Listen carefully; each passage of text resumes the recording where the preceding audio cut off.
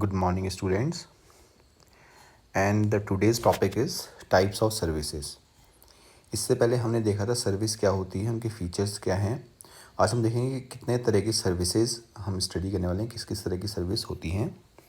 तो types of service में सबसे पहले आता है बिजनेस सर्विसेज. बिजनेस, नाम ही बिजनेस आ गया, इसका मतलब ऐसी सर्विस जो बिजनेस पर्पज़ के लिए की जाती है. Business services are those services which are used by business enterprise for the conduct of their activities. For example banking, insurance, जैसे बैंक हो गया, इंश्योरेंस कंपनी हो गया, ट्रांसपोर्टेशन हो गया, वेयर हाउसिंग. वेयर हाउसिंग मतलब जहाँ हम गोडाउन जिसे बोलते हैं, जहाँ हम सामान का स्टॉक कैप्ट करते हैं for the future consumption. Future में कंज्यूम करने के लिए जहाँ ओवर प्रोडक्शन या ज़्यादा सामान जब बन जाता है उसको रखा जाता है और फ्यूचर में फिर उसका यूज़ किया जाता है, वो वेयर हाउसिंग कहलाता है. हमारे सिलेबस में वेयर हाउसिंग नहीं है तो इसको हम आगे स्टडी नहीं करेंगे, बस केवल ओवरव्यू आपने ले लिया. And communication services. Communication service जैसे हम कह सकते हैं टेलीफोन सर्विस, मोबाइल सर्विसेज, ये कम्युनिकेशन सर्विस हैं. ध्यान रखना, किसी भी जो ये बिज़नेस हैं इनमें कहीं पे भी प्रोडक्ट कोई नहीं बेचा जाता. ये केवल क्या प्रोवाइड करते हैं, सर्विस और फैसिलिटी प्रोवाइड करते हैं. These are business services. ये कहलाती हैं बिजनेस सर्विसेज. और एक और सर्विस होती है सोशल सर्विस. ध्यान रखना, सोशल सर्विस क्या होती है, समाज के, जिसे हम कह सकते हैं कि कंट्रीब्यूशन के लिए, यानी कि समाज के हित के लिए, for the sake of the social development हम कोई सर्विस देते हैं जिसका उद्देश्य पैसा कमाना या प्रॉफिट कमाना नहीं होता है, लेकिन हम केवल समाज की भलाई के लिए ये सर्विसेज देते हैं, तो वो सोशल सर्विस कहलाता है. कोई भी, हम ही क्या, कोई भी. तो सोशल सर्विसेज में कहता है, social services are those services which are generally provided voluntarily, अपनी इच्छा से. वॉलंटरीली मतलब इच्छा से. In pursuit of certain social goals. Social goals होते हैं, बिजनेस गोल्स या प्रॉफिट मेकिंग गोल नहीं होता. दीज सोशल गोल में भी improve the standard of living, जैसे इन्वायरमेंटल प्रोटेक्शन, इस तरह से हो सकते हैं. वीकर सेक्शन को इम्प्रूव करना है सोसाइटी के, ठीक है, जैसे कि गरीब लोगों को और अपलिफ्टमेंट करना है, एजुकेशन क्वालिटी को अच्छा बनाना है, इन्वायरमेंट को प्रोटेक्ट करना है. These are the social services. हम वॉलंटरीली क्या करते हैं कि शहर शहर में जाकर ज़्यादातर क्या करते हैं, कूड़ा उठाओ, कूड़ा साफ़ करो. NGOs वगैरह जो होते हैं, these are the example of social service. जो NGOs वगैरह होते हैं वो क्या हैं, सोशल सर्विसेज के हैं. जैसे फ्री में एजुकेशन प्रोवाइड कर रहे हैं, ठीक है, उसी तरह से सफाई का ध्यान रखना है. तो ये सारे के सारे क्या हैं, एक गोल है जिसका कि हम सोसाइटी में किसी मकसद के लिए क्या करें, हम उसे उनको डेवलप करें, यानी सोसाइटी का डेवलप करें. सोशल सर्विसेज कहलाता है. इसमें भी हम कोई प्रोडक्ट नहीं बेचते, केवल सर्व करते हैं. Personal services. पर्सनल सर्विसेज ऐसी सर्विस होती हैं जो पर्सन टू पर्सन डिफरेंट होती हैं, ठीक है, पर्सन के अकॉर्डिंग चेंज होती रहती हैं, वो पर्सनल सर्विस कहलाती हैं. Personal services are those services which are experience differently. अभी मैंने बताया था, हर एक बंदा अलग, यानी कि हर एक व्यक्ति अलग तरीके से इसको क्या करता है, एक्सपीरियंस करता है by different customers. These services can not be consistent. Consistent का मतलब होता है समान. समान नहीं हो सकती, ठीक है, समान नहीं हो सकती. ये किस तरह की सर्विस हो सकती है, जैसे हम ये कहते हैं कि treatment from the medical hospital, यानी कि किसी हॉस्पिटल से अगर आप ट्रीटमेंट ले रहे हैं तो आपका जो ट्रीटमेंट होगा और दूसरे के ट्रीटमेंट में ज़रूर कोई ना कोई अंतर होगा. उसी तरीके से बार्बर के यहाँ आप चले जाइए, ठीक है, या सैलून में चले जाइए, तो हर जगह आपका ट्रीटमेंट आपकी नीड के अकॉर्डिंग ही दिया जाता है. इसीलिए कहा जाता है कि ये कंसिस्टेंट नहीं होती, ये पर्सनल सर्विसेज, क्योंकि ये पर्सन को ध्यान में रख के, किस उस पर्सन को ध्यान में रख के मॉडिफाई की जाती है. They will be differ depending upon the service provider. They will also depend upon the customers preferences. Customer अपनी प्रेफरेंसेज के अकॉर्डिंग उसे क्या कर सकता है, चेंज कर सकता है, ठीक है. टूरिज़्म हो गया, रिक्रिएशनल हो गया, रेस्टोरेंट सर्विसेज हो गया, बाकी और भी हैं जो मैंने अभी आपको बताई थी. ये कहलाता है personal services which can be change according to the taste and preferences और demand of the customers and can not be consistent for each and every customers. यानी हर एक कस्टमर के लिए कंसिस्टेंट नहीं होगी, ठीक है. तो इसी के लिए आगे हम आते हैं, ये सर्विसेज को पढ़ने के बाद हम आते हैं, पहली सर्विस है बैंकिंग. बिजनेस सर्विसेज के बारे में बात करेंगे हम. देखो, यहाँ केवल बिजनेस सर्विसेज के बारे में बात करने वाले हैं क्योंकि सिलेबस में आपका यही है और उसमें भी कंप्लीट नहीं है, 2-4 सर्विसेज ही हैं. तो बिजनेस सर्विसेज में बैंकिंग है. हमने आज तक देखा है, देखो आप सभी लोगों ने बैंक्स देखे होंगे, चाहे वो स्टेट बैंक ऑफ इंडिया है, पंजाब नेशनल बैंक है, चाहे कोई भी बैंक है।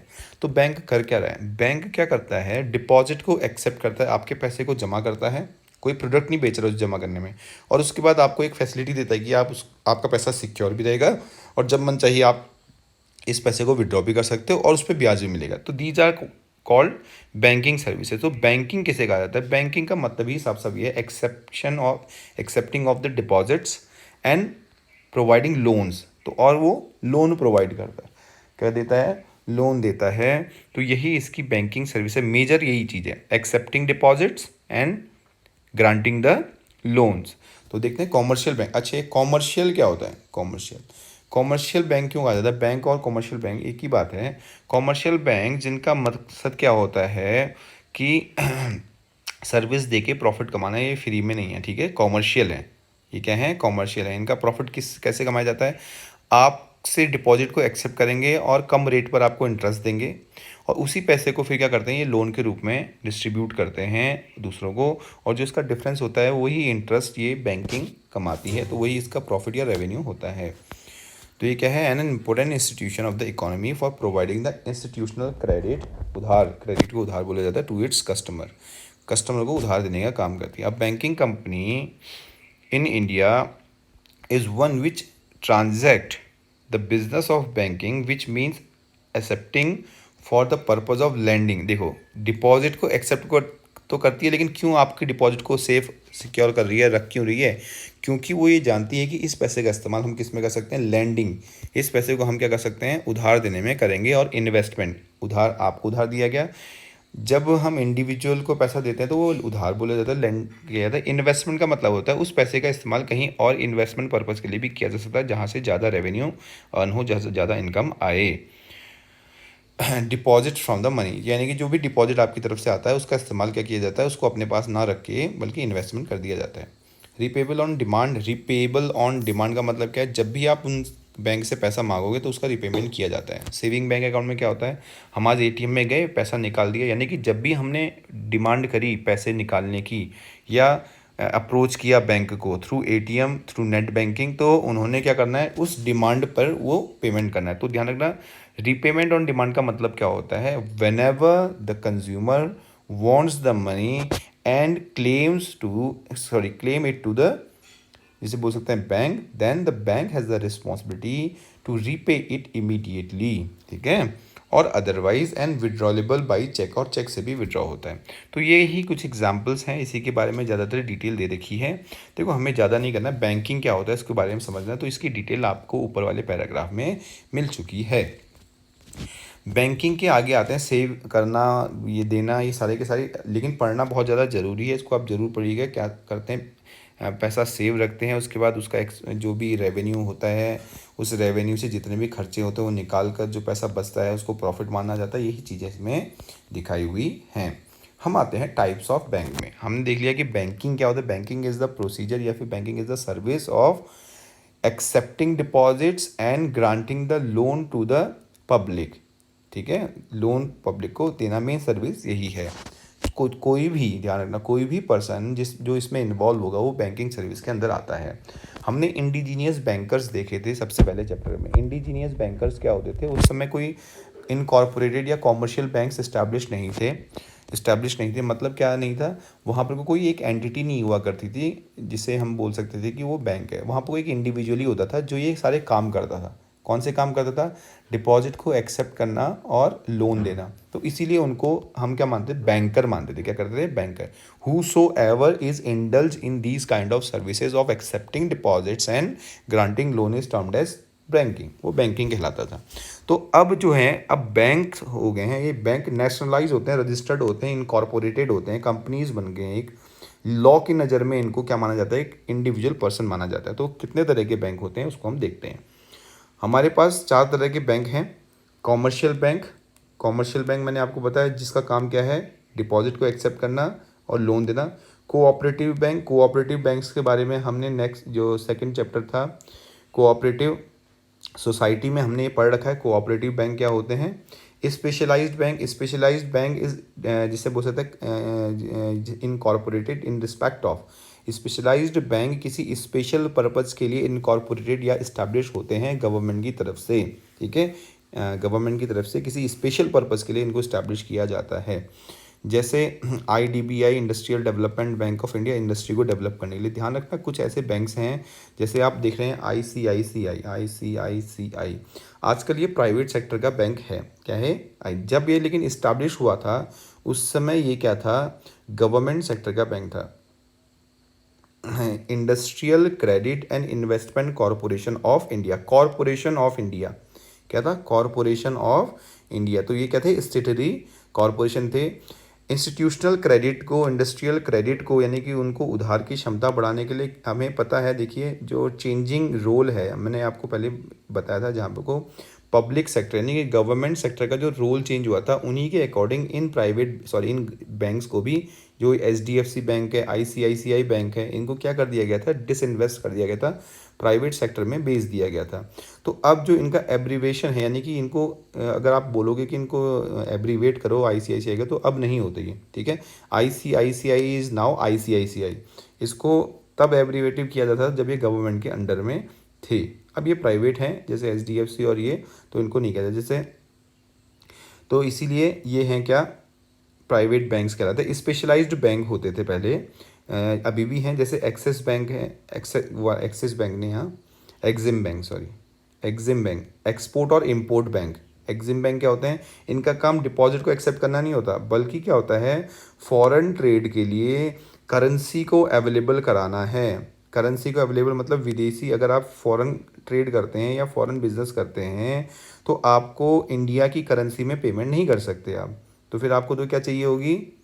आपको चाहिए होगी फॉरेन करेंसी। तो उसकी रिक्वायरमेंट कौन पूरी करेगा? ये स्पेशलाइज्ड बैंक करते हैं।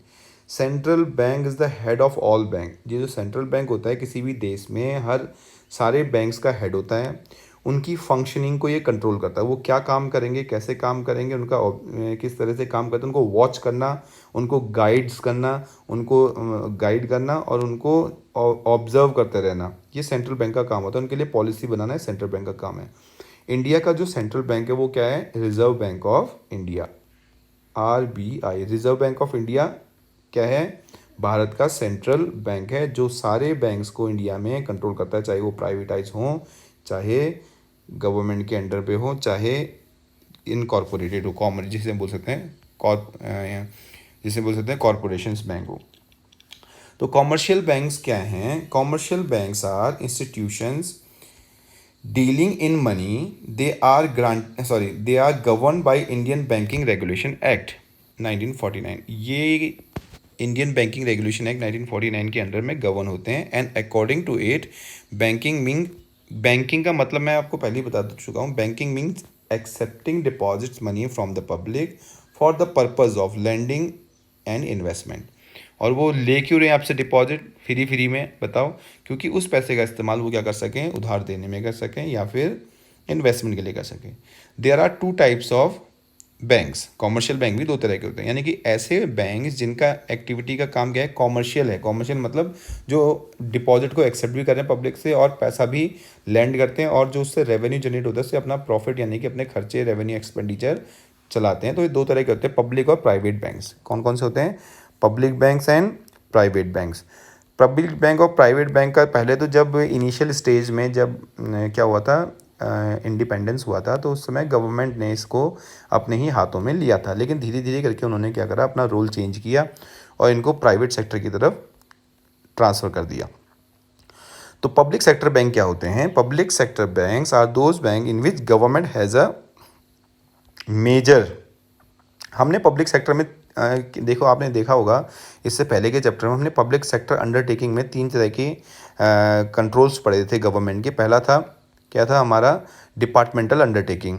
डिपार्टमेंटल अंडरटेकिंग कोई स्पेसिफिक बिजनेस यूनिट नहीं होता था, उसके लिए कंसर्न मिनिस्ट्री रिस्पॉन्सिबल होती थी। दूसरा होता था स्टेटरी कॉरपोरेशंस। तो ये जो बैंक्स होते हैं ये स्टेटरी कॉरपोरेशंस होते हैं, यानी कि इसमें गवर्नमेंट का कहीं ना कहीं कंट्रोल होता है, क्योंकि ये कॉरपोरेशन है तो इनका अपना लॉ होता है, स्पेसिफिक लॉ होता है, रेगुलेशन एक्ट है। देखो जैसे ये ना बैंकिंग रेगुलेशन एक्ट, इसको भी फॉलो करना पड़ता है, इनका स्पेसिफिक लॉ के हिसाब से इनको काम करना पड़ता है। तो गवर्नमेंट का कंट्रोल कहीं ना कहीं इन पे होता ही है। Are a number of public sector banks like SBI, PNB, Indian overseas bank, IOB हो गया, PNB हो गया, और भी बहुत सारे बैंक हैं जैसे union bank and other private sector. और प्राइवेट सेक्टर के बैंक क्या है? HDFC bank, ICICI bank, Kotak Mahindra, ये सारे के सारे क्या हैं? प्राइवेट सेक्टर के बैंक्स होते हैं। ठीक है, तो पब्लिक सेक्टर में ये आ गए और प्राइवेट सेक्टर में ये बैंक्स आ जाते हैं। कोऑपरेटिव बैंक के बारे में हम पहले ही पढ़ चुके हैं। Cooperative banks are govern by the provisions of the state cooperative society. कौन सा एक्ट है ये? 1912। ठीक है, कोऑपरेटिव सोसाइटी एक्ट 1912 के अंडर में ये क्या होते हैं? रजिस्टर्ड होते हैं और उन्हीं के अकॉर्डिंग काम करते हैं। ठीक है, and meant essentially for providing cheap credit to the members. ध्यान रखना, मेंबर्स को, पब्लिक को नहीं। Cooperative societies are established by the members and for the members. ध्यान रखना, कोऑपरेटिव सोसाइटी मेंबर के लिए इस्टेब्लिश होती है और मेंबर के लिए ही काम भी करती है। जब मैंने बोला था ना 10 या उससे अधिक एडल्ट मेंबर क्या करते हैं, किसी ग्रीवांसेस के लिए या फिर किसी, जिसे बोल सकते हैं कि हमारा एक्सप्लॉयटेशन से बचने के लिए एक साथ जुड़कर किसी बिजनेस को स्टार्ट करते हैं, तो वो कोऑपरेटिव बिजनेस कहलाता है। इनका मोटिव प्रॉफिट कमाना नहीं होता बट म्यूचुअल हेल्प होता है। मेरी वीडियोस देखिएगा उधर। तो ये आता है कोऑपरेटिव बैंक में। अब आते हैं स्पेशलाइज्ड बैंक। स्पेशलाइज्ड बैंक किसी स्पेशल पर्पज़ के लिए इस्टेब्लिश होते हैं। Specialised bank are foreign exchange bank. ठीक है, फॉरेन एक्सचेंज बैंक यानी कि विदेशी मुद्रा को कन्वर्जन का काम करते हैं, फॉरेन करेंसी को। इंडस्ट्रियल बैंक यानी कि इंडस्ट्री को डेवलपमेंट का काम करते हैं। Export import bank export import में मदद करते हैं। तो इनका काम डिपॉजिट को एक्सेप्ट करना नहीं होता ये कॉमर्शियल बैंक की तरह। इनका काम स्पेशल पर्पज़ के लिए होता है, यानी कि इसमें हम लोग पैसा डिपॉजिट नहीं कर सकते, but they have an special purpose in respect of providing the assistance to किसको असिस्ट कर रहे हैं? इंडस्ट्री को असिस्टेंट करते हैं, उनकी डेवलपमेंट के लिए काम करते हैं स्पेशलाइज्ड बैंक। ठीक है, तो ये स्पेशलाइज्ड बैंक होते हैं। पहले ये जो लिखे थे, देखिए ना, ये प्राइवेट बैंक में आजकल बोले ना ये कॉमर्शियल बैंक हो गए हैं। ये पहले क्या थे? ये स्पेशलाइज्ड बैंक थे। ये क्या थे? स्पेशलाइज्ड बैंक थे, लेकिन गवर्नमेंट ने इनको प्राइवेटाइज कर दिया तो ये प्राइवेट बैंक हो गए और इनकी एक्टिविटीज़ क्या हो गई? कॉमर्शियल हो गई। ठीक है, ध्यान रखना, अब ये प्राइवेट बैंक ही माने जाएंगे, स्पेशलाइज नहीं माने जाएंगे, क्योंकि गवर्नमेंट ने इनको क्या कर दिया है? प्राइवेट में कंसीडर कर दिया, यानी कि ट्रांसफ़र कर दिया है। उसके बाद आता है central bank. The central bank of any country supervise, controls and regulate the activities of all the commercial bank of the country. Country के जितने भी कॉमर्शियल बैंक हैं उनकी एक्टिविटी को क्या करता है? ये कंट्रोल करने का काम करता है। Also acts as a government banker. ये गवर्नमेंट का बैंकर का भी काम करता है। गवर्नमेंट की तरफ से करेंसी को इशू करना, जो इन्फ्लेशन रेट वगैरह, इन सबको कंट्रोल करने का भी काम करता है। मॉनेटरी पॉलिसी हो गया, क्रेडिट पॉलिसी को इंट्रोड्यूस करता है किसमें? देश में। अब आते हैं हमारे पास, केवल हमारे पास यह ध्यान रखना कॉमर्शियल बैंक्स ही हैं यहाँ पर को। Function of commercial bank. Commercial bank के काम क्या क्या है? मेजर काम तो मैंने आपको बता दिया था, क्या है? Accepting of the deposit. Deposit को एक्सेप्ट करना पब्लिक से डिपॉजिट को एक्सेप्ट किया जाता है। यानी कि क्या होता है, जो ये जिनके पास एक्सेस मनी होती है उनको ये बोला जाता है कि उनको अट्रैक्ट किया जाता है to deposit their excess money to their respective bank so that the money may be secured. ठीक है, ये तो लालच दिया जाता है और थोड़ा बहुत इंटरेस्ट भी दे दिया जाता है। उसके बाद देखिए दूसरा क्या आता है? एक्सेप्टिंग डिपॉजिट, और दूसरा है लैंडिंग। जो मेजर है, इसको हम क्या कह सकते हैं? इनका मेजर फंक्शन भी बोल सकते हैं। Lending of funds after accepting the deposit from the public. देखो आजकल सबके सब लोग अपना अकाउंट बैंक में खुलवाते हैं, वहाँ पैसा जमा करते हैं, सिक्योर्ड भी रहता है, चोरी होने का भी डर नहीं रहता, और कहीं से भी हम इसको एक्सेस कर सकते हैं, पेमेंट कर सकते हैं। और उस पैसे का इस्तेमाल बैंक क्या करते हैं? उधार देने में करते हैं, जिसके ज़्यादा रेट पर जो इंटरेस्ट मिल देता है वो उनका रेवेन्यू कहलाता है। हमको 2% दिया, अपना उन्होंने उस पैसे का इस्तेमाल किया इन्वेस्ट करने में, किया 10-15% में। तो ये जो एक्स्ट्रा जो रेवेन्यू अर्न हुआ है उसे क्या बोला जाएगा? जो इनकम बोली जाएगी और फ़ायदा। और ये एडिशनल फंक्शंस हो गए, चेक फैसिलिटी देना, ATM फैसिलिटी देना, ये सारे के सारे क्या हैं? Remittances of fund. रेमिटेंसेज मतलब होता है ट्रांसफ़र करना, प्रोवाइड करना, इधर उधर देना। रेमिटेंस ऑफ फंड्स, पैसे को रेमिट करना, किसी को देना। Another salient feature of the commercial bank is providing facility of transfer of the funds. Remittance मतलब हो गया सीधे सीधे ट्रांसफ़र ऑफ फंड्स। ट्रांसफ़र कर सकते हैं ना आजकल, पहले तो क्या होता था, बैंक में जाते थे हम, एक एप्लीकेशन लिखते कि भाई इसमें ट्रांसफ़र कर दिया जाए, एक फॉर्म भरते थे, इस अकाउंट में ट्रांसफ़र कर दिया जाए। आजकल ऐसा नहीं है, आजकल ऑनलाइन है सारा, तो वहाँ से भी ट्रांसफ़र कर सकते हैं। लेकिन फैसिलिटी किसने दी है? ये बैंक ने ही तो दी है। तो ये फंक्शंस हो गया। अलाइड सर्विस, इसके बाद भी कई सारी सर्विसेज हैं, जैसे एसएमएस सर्विस हो गया, लॉकर सर्विस हो गया, ठीक है। और उसकी प्रकार से बैंकर क्या करता है अपना, और भी बहुत सारे बिल पेमेंट करने का काम हो गया। तो ये अलाइड सर्विसेज के अंदर आ जाता है, ठीक है। ये हो गया सर्विसेज।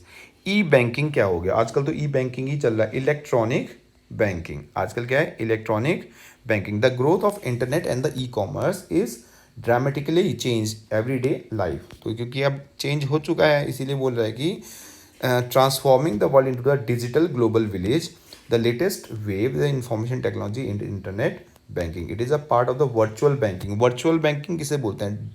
जहाँ पर को कोई भी फिजिकल पर्सन या फिजिकल एग्जिस्टेंस नहीं होता किसी इंडिविजुअल का। हम केवल एक वर्चुअल बैंक से, यानी कि जब हम कोई वेबसाइट ओपन करते हैं तो हम इंटरेक्ट किससे कर रहे हैं? कोई व्यक्ति यानी कि कोई इंडिविजुअल वहाँ बैठा है क्या? नहीं।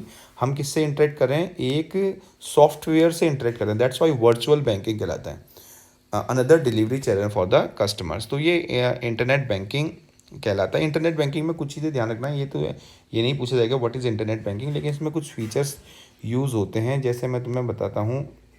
हाँ, ये देखिए, यहाँ पर से फीचर्स यूज़ होते हैं। ATM, automated teller machine. ध्यान रखना, ऑटोमेटिक नहीं होता, यहाँ होता है ऑटोमेटेड। ई बैंकिंग का ही सिस्टम है, क्योंकि जब तक इंटरनेट नहीं होगा तब तक ये एटीएम भी नहीं चलेंगे।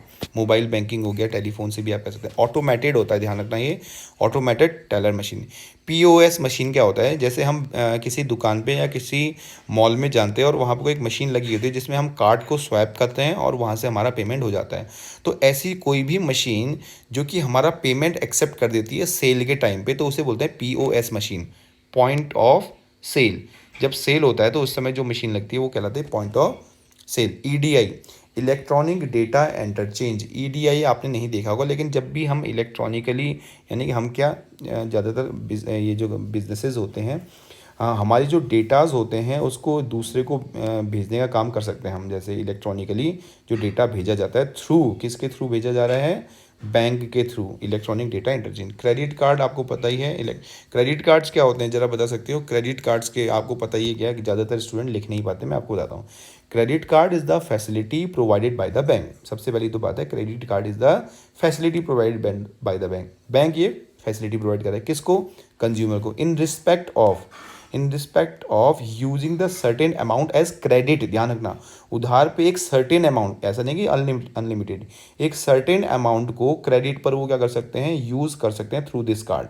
अ certain amount is allowed by the bank in respect of using them as a credit के रूप में यूज़ करने को दे दिया जाता है। It's a short term credit, therefore the customer has to repay it within a specific period of time. और इस क्रेडिट का इस्तेमाल वो क्या कर सकते हैं?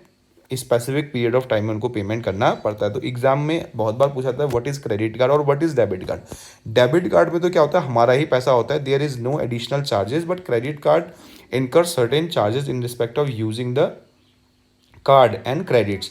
क्रेडिट कार्ड क्या करते हैं, क्योंकि उधार दिया जा रहा है बैंक की तरफ से एक सर्टेन अमाउंट का, जिसको आप यूज़ कर सकते हैं किसमें? शॉपिंग वगैरह करने में। और इसके रिगार्डिंग बैंक कभी कभार क्या करते हैं? चार्ज भी लेते हैं। लेकिन डेबिट कार्ड उस तरफ, दूसरी तरफ क्या है? Debit card is not a loan, it's a deposited, यानी कि deposited money by the customer, and the customer can use it whenever he wants. There will be no charge levied on these kind of transaction, यानी कि उन transaction पे कोई भी charges levied नहीं होती। डेबिट कार्ड में ध्यान रखना, आपका अपना पैसा होता है, क्रेडिट कार्ड में उधार होता है। Digital cash, EFT, electronic fund transfer, NEFT जिसे बोला जाता है, national electronic fund transfer. NEFT में क्या होता है और आरटीजीएस में क्या होता है, मैं आपको बता देता हूँ। एनईएफटी में क्या होता है? नेशनल इलेक्ट्रॉनिक फंड ट्रांसफ़र में कम अमाउंट के जब ट्रांजैक्शन एक बैंक से दूसरे, एक अकाउंट से दूसरे अकाउंट में करने होते हैं, तो बैंक की मदद से हम एनईएफटी के थ्रू करते हैं। और ये भी ध्यान रखना कि एनईएफटी क्या होता है कि एक लॉट में जाता है। लॉट का मतलब क्या होता है? आपने अभी पैसा ट्रांसफ़र किया एनईएफटी के थ्रू, अभी बैंक अकाउंट में नहीं जाएगा। तो वो क्या होगा, उनका टाइम स्लॉट होता है बैंक का टाइम स्लॉट होता है, आपने भी पैसा जमा किया, दूसरे ने भी पैसा जमा, तीसरे, तो इन सब का कंबाइंड करके 4-5 घंटे बाद वो एक साथ ही ट्रांसफ़र करते हैं। तो यानी कि ये कहलाता है national electronic fund transfer. It is a facility provided by the bank in respect of transferring the funds from one bank account to another bank account in slots. ध्यान रखना, यहाँ आपको स्लॉट का जिक्र करना बहुत ज़्यादा जरूरी है, ठीक है। एक होता है RTGS, real time gross settlement, जब अमाउंट 1 लाख से ज़्यादा होती है। यहाँ तो एनईएफटी क्या होती है, 1 लाख से कम की बात कर रहे हैं हम। जब आरटीजीएस में जब अमाउंट बड़ी होती है, अब अलग अलग बैंक का अलग अलग है, मैं 1 लाख की बात कर रहा हूँ, 1 लाख से ज़्यादा या बड़ी अमाउंट रहती है, तो उस समय जो पैसा ट्रांसफ़र होता है वन अकाउंट से, एक अकाउंट से दूसरे अकाउंट में, इंस्टेंट होता है, तो उसे बोला जाता है real time gross settlement. Banks in दोनों सर्विसेज के लिए पैसा चार्ज करते हैं, ध्यान रखना। A certain fees is charge by the banks in respect of providing NEFT and RTGS services. अब कुछ नई सर्विसेज भी हमारे पास आई हैं, वो क्या है, हमने देखा होगा UPI, unified payment interface. UPI हो गया, यूपीआई क्या है, यूनिफाइड पेमेंट इंटरफेस में a unique ID in respect of the account attached is created. एक क्रिएट की जाती है अकाउंट आईडी, जिसके थ्रू एक वर्चुअल आईडी बनती है ना, ये क्या होती है, वर्चुअल आईडी बनती है। इस आईडी में पैसा लिया भी जा सकता है, इस आईडी से पैसा पेमेंट भी किया जा सकता है। कब, 24/7 इंस्टेंटली, 24/7 इंस्टेंटली। इसकी लिमिट है, हर बैंक अपनी अपनी लिमिट देता है। 50,000 रुपये डेली से लेकर 2 लाख रुपये डेली तक हर एक बैंक की अपनी अपनी लिमिट होती है। तो यानी आप 2 लाख रुपये तक ट्रांसफ़र कर सकते हैं किसी दूसरी अकाउंट में। तो ये है यूपीआई, ठीक है, यूनिफाइड पेमेंट इंटरफेस, जो आजकल चल रहा है, भीम यूपीआई बोलते हैं ना। अब इसके बेनिफिट्स क्या क्या हैं, ई बैंकिंग, बहुत आपको पता है ये बेनिफिट क्या क्या है, घर बैठे बैठे कर सकते हैं। E banking facilities digital payments and promotes the transparency in the financial statements. यानी कि ई बैंकिंग क्या कर सकता है कि एक तो डिजिटल प्लेटफॉर्म को बढ़ावा दे रहा है, और दूसरा ट्रांसपेरेंसी भी देता है। ट्रांसपेरेंसी मतलब आप अपने हिसाब से क्या कर सकते हो, ट्रांजेक्शन को एग्जीक्यूट कर सकते हो और उसे काम कर सकते हो, उसमें डिले नहीं होता। 24 घंटे 365 दिन आप कर सकते हो, कोई संडे नहीं होता, कोई रात को बैंक बंद हो गया, ऐसा नहीं होता है, ठीक है। Customer can make some of the, जिसे बोल सकते हैं परमिटेड ट्रांजेक्शन फ्रॉम ऑफिस और हाउस और while travelling via mobile telephone. तो जब भी ट्रैवल करते हो तो वहाँ से भी आप कर सकते हैं, वही बता रहा है, जबकि नॉर्मल बैंकिंग में ऐसा पॉसिबल नहीं था, आपको बैंक में जाना ही पड़ता था। It includes a sense of the financial discipline by recording each and every transaction. ये तो कोई बात नहीं है। ग्रेटर कस्टमर सेटिस्फेक्शन, यहाँ वो कस्टमर को सेटिस्फेक्शन है, टाइम सेविंग है, बहुत सारी चीज़ें हैं, टाइम सेव हो रहा है, कस्टमर का सेटिस्फेक्शन है, इजीली कन्वर्ट हो जा रहा है, इजी हैंडिंग होती है। तो ये सारी चीज़ें हमारे बैंकिंग, ई बैंकिंग की फैसिलिटीज़ हैं। जो मैंने आपको बताया था आरटीजीएस हो गया, इनके बारे में ध्यान रखना, जो मेरा स्टेटमेंट्स है उनको अच्छे से नोट कर लेना, क्योंकि एग्जामिनेशन में इंडिविजुअल पूछा जाता है, what is RTGS, what is UPI, what is ये, ठीक है। तो इसके बारे में ध्यान से पढ़िएगा। हाँ देखो, ये जो भीम बोल दिया ना, ये भीम यूपीआई हो गया, मोबाइल वॉलेट्स हो गया, प्रीपेड कार्ड्स हो गया। मोबाइल वॉलेट समझते हैं ना, mobile wallet is the facility provided by the merchant. Merchant कौन कौन होते हैं, जो सेलर होते हैं, वो क्या करते हैं, एक फैसिलिटी प्रोवाइड कर देते हैं कि भाई हमारे यहाँ एक वॉलेट, जो मिनिमम अमाउंट है 10,000 रुपये है, बिना, जिससे बोल सकते हैं कि हम बोल सकते हैं कि केवाईसी करे हुए, केवाईसी मतलब कस्टमर की बिना जाने हुए हम 10,000 तक दे सकते हैं लिमिट। और अगर केवाईसी हो गई तो 1 लाख रुपए इसकी लिमिट होती है, जिसमें कस्टमर क्या कर सकता है, किसी पर्टिकुलर ऑर्गेनाइजेशन में अपना वॉलेट खुलाकर उसमें पैसा रख सकता है, और उस पैसे का इस्तेमाल उसी ऑर्गेनाइजेशन या उससे कंसर्न जो अटैच ऑर्गेनाइजेशन है उनके प्रोडक्ट को खरीदने में उस मोबाइल वॉलेट का इस्तेमाल कर सकता है। पीओएस मैंने बता दिया था। एईपीएस जिसे हम बोलते हैं कि एडिशनल जो पॉइंट ऑफ सेल मशीन होती है, पॉइंट ऑफ सेल है, additional equipments of the point of sale machines. ये जो एईपीएस है ये आपको देखने में नहीं मिलती हैं, पॉइंट ऑफ सेल मशीन आपको ज़्यादातर मिलेगी। ये आ गया यूपीआई। माइक्रो एटीएम की तरह ही है, लेकिन आजकल ये चलन में नहीं है, एटीएम ही है। Micro ATM is the smaller part. आजकल तो डिजिटल एटीएम आ गए हैं। डिजिटल एटीएम मतलब क्या हो गया कि आपको एटीएम कार्ड दे दिया जाता है, कब, कहाँ, वर्चुअली मतलब होता है कि जिसे बोल सकते हैं ऑनलाइन अकाउंट में एक आपको फ़ोटो दे दी जाती है उसकी, कार्ड तो नहीं दिया जाता फिजिकली, लेकिन उसकी एक फ़ोटो दे दी जाती है जिसमें कार्ड का नंबर होता है, पिन कोड होता है, जिससे ये सारी चीज़ें अवेलेबल रहती हैं। उसको माइक्रो एटीएम बोल दो या जो मर्जी बोल दो, ठीक है। प्रीपेड कार्ड एटीएम, देखो जो डेबिट कार्ड होता है उनको, डेबिट कार्ड को ही जनरली प्रीपेड भी बोला जाता है, लेकिन प्रीपेड थोड़ा सा अलग होता है जो कि फिर मर्चेंट्स इश्यू करते हैं।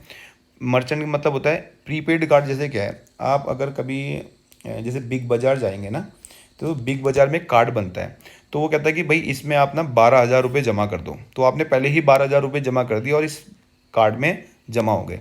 तो जब भी आप बिग बाज़ार में आज शॉपिंग करने जाओगे तो इस कार्ड से शॉपिंग करने में आपको सर्टेन परसेंटेज का बेनिफिट रहता है। तो these are called the prepaid cards. ये क्या कहलाते हैं?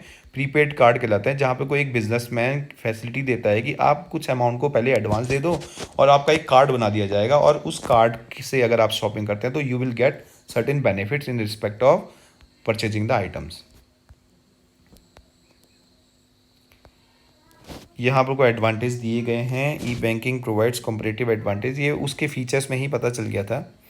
तो अब जो नेक्स्ट टॉपिक हम पढ़ेंगे वो होगा इंश्योरेंस।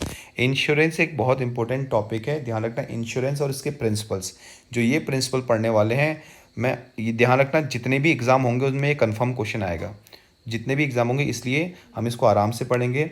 आज के लिए बैंकिंग और बैंकिंग से रिलेटेड जो हमने टर्मोलॉजीज़ देखी हैं उसको आपने स्टडी करना ज़रूरी है, ठीक है। तब तक के लिए आप लोग इसको नोट करें और इसको समझें, इसको याद करें, और जिन स्टूडेंट्स ने काम पूरा नहीं किया उसको प्लीज़ कंप्लीट कर लें। थैंक यू वेरी मच बेटा।